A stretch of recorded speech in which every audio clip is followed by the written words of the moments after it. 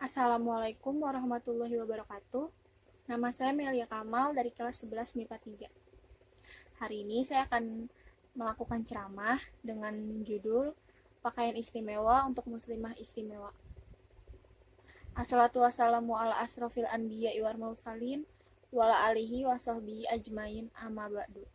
Segala puji bagi Allah, teriring doa dan keselamatan, semoga terlimpah atas Nabi dan Rasul termulia, juga atas keluarga dan para sahabat, serta kepada yang mengikuti mereka dalam kebenaran sampai hari kiamat. Saudari-saudari muslimah yang saya cintai, Islam merupakan agama yang sempurna. Islam mengatur seluruh aspek kehidupan manusia.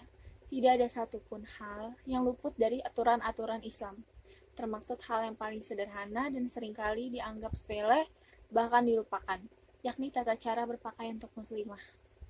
Saudari-saudariku, menutup aurat kecuali muka dan juga kedua telapak tangan merupakan kewajiban kita sebagai muslimah.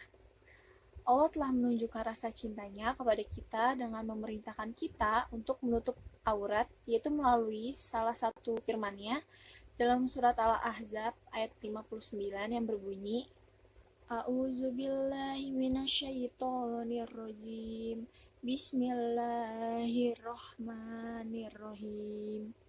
Ya ayyuhan nabiyyu qul la azwajika wa banatika wa nisa'il mu'minina yudnina 'alaihinna min jalabihin. Zalika adna ayyu'rafna fala yu'zain. Wa kana Allahu ghafurur rahima. Yang artinya, wahai Nabi, katakanlah kepada istri-istrimu, anak-anak perempuanmu, dan istri-istri orang mukmin. Hendaklah mereka menutupkan jilbabnya ke seluruh tubuh mereka, yang demikian itu agar mereka lebih mudah untuk dikenali, sehingga mereka tidak diganggu dan Allah Maha Pengampun, Maha Penyayang. Ayat ini telah menjelaskan bahwa Allah menginginkan seluruh muslimah selamat di dunia dan di akhirat. Ada berapa sih banyak kasus pelecehan seksual, pemerkosaan, dan tindakan kejahatan lainnya yang melibatkan wanita sebagai korban? Banyak. Ada ribuan, bahkan jutaan kasus di seluruh dunia. Namun tentu saja tidak ada asap jika tidak ada api. Kasus-kasus tersebut terjadi karena wanita tidak mampu menjaga auratnya. Para wanita tidak mengenakan pakaian sebagaimana yang telah ditetapkan oleh Allah, sehingga para lelaki dengan mudah tergoda syahwat. Nauzubillah min dzalik. Nah, apa sih ketentuan pakaian muslimah yang benar agar kita terhindar dari tindakan kejahatan? Yang pertama, pakaian wanita muslimah harus menutupi seluruh tubuhnya. Yang boleh nampak adalah wajah dan telapak tangan. Kedua, pakaian itu tidak gemerlap dengan warna-warni yang menarik perhatian orang. Bagus sekali bila dengan warna gelap seperti warna hitam, sebagaimana warna pakaian para istri Nabi. Yang ketiga, pakaian itu harus tebal, tak boleh tipis apalagi transparan, sehingga terlihat tubuh dan juga kulitnya. Pakaian tipis juga akan sangat berbahaya bila terkena sinar matahari, karena membuat tubuh di dalamnya terlihat. Dalilnya adalah hadis yang menceritakan dua golongan penghuni neraka, yang salah satunya adalah para perempuan yang berpakaian tapi telanjang.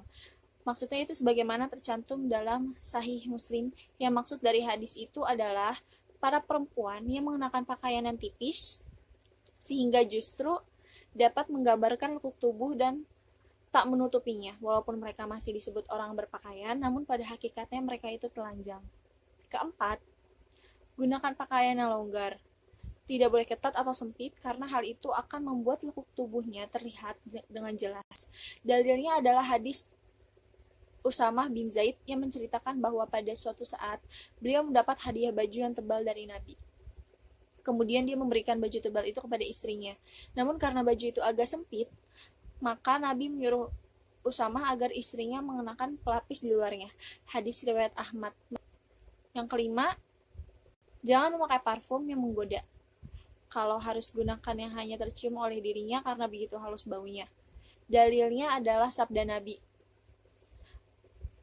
yaitu perempuan manapun yang memakai wangi-wangian, kemudian berjalan melewati sekelompok orang agar mereka mencium keharumannya, maka dia adalah perempuan pezina. Hadis riwayat An-Nasai, Abu Daud, dan Tirmizi.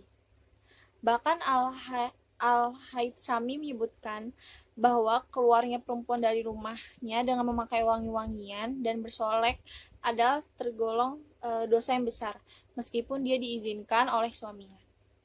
Yang keenam, jangan memakai pakaian yang mirip dengan pakaian laki-laki. Dari Ibnu Abbas radhiyallahu anhuma, beliau berkata, Rasulullah SAW melaknat kaum laki-laki yang sengaja menyerupai kaum perempuan dan kaum perempuan yang menyerupai kaum laki-laki. Hadis riwayat Bukhari. Dari Abu Hurairah radhiyallahu anhu, beliau berkata, Rasulullah SAW melaknat lelaki yang mengenakan pakaian perempuan dan perempuan yang mengenakan pakaian laki-laki. Hadis riwayat Abu Daud dan Ahmad. Ketujuh, jangan memakai pakaian yang mirip atau sama dengan pakaian non-muslim seperti pakaian ala orang barat. Ketentuan ini berlaku juga bagi kaum lelaki. Dalilnya banyak sekali, diantaranya adalah kejadian yang menimpa Ali. Ketika itu Ali memakai 2 lembar baju muasfar. Melihat hal itu, Rasulullah SAW bersabda, ini adalah pakaian kaum kafir. Jangan kau kenakan pakaian itu. Hadis riwayat Muslim, Nasai, dan Ahmad. 8. Jangan memakai pakaian yang popularitas atau syuhroh. Yang dimaksud libas syuhroh, pakaian popularitas adalah segala jenis pakaian yang dipakai untuk mencari ketenaran di hadapan orang-orang, baik pakaian itu sangat mahal harganya untuk memamerkan kekayaannya atau sangat murah harganya untuk menampakkan kezuhudan dirinya. Ibnu Umar radhiyallahu anhuma mengatakan Rasulullah Shallallahu alaihi wasallam bersabda, barang siapa yang memakai busana popularitas di dunia, maka Allah akan mengenakan busana kehinaan pada hari kiamat. Kemudian dia dibakar api di dalamnya. Hadis riwayat Abu Daud dan Ibnu Majah. Saudari-saudariku, pada suatu hari Rasulullah berkata kepada putri kesayangannya Fatimah Az-Zahra, wahai anakku Fatimah, adapun perempuan-perempuan yang akan digantung rambutnya hingga mendidih otaknya dalam neraka adalah mereka itu di dunia yang tidak mau menutup rambutnya daripada dilihat laki-laki yang bukan mahramnya. Hadis riwayat Bukhari dan Muslim. Saudari-saudariku, Allah memerintahkan kita untuk menutup aurat rapat-rapat, bukan berarti Allah ingin membatasi gerak-gerik kita. Tidak demikian, justru dengan mengenakan pakaian istimewa yang telah diperintahkan oleh Allah, kita akan menjadi muslimah yang istimewa pula. Inilah cara Allah memuliakan kita. Saudari-saudariku, marilah kita bersama-sama menjadi muslimah yang mencintai Allah dan Rasul-Nya dengan melaksanakan perintah-perintahnya. Marilah kita bersama-sama mencapai surga yang dijanjikan Allah untuk orang-orang yang bertakwa, yakni orang-orang yang melaksanakan perintah-perintahnya dan menjauhi larangannya. Marilah kita bersama-sama saling berlomba-lomba dalam kebaikan dan saling menginginkan serta menasihati dalam kebaikan pula. Saudari-saudariku, tak ada gading yang terletak. Demikian yang bisa saya sampaikan pada kesempatan yang berbahagia ini. Saya mohon maaf atas kesalahan dan kekurangan dalam menyampaikan ceramah kali ini. Kesalahan dan kekurangan berasal dari diri saya pribadi, dan kesempurnaan hanya milik Allah semata. Wabillahi taufiq wal hidayah. Assalamualaikum warahmatullahi wabarakatuh.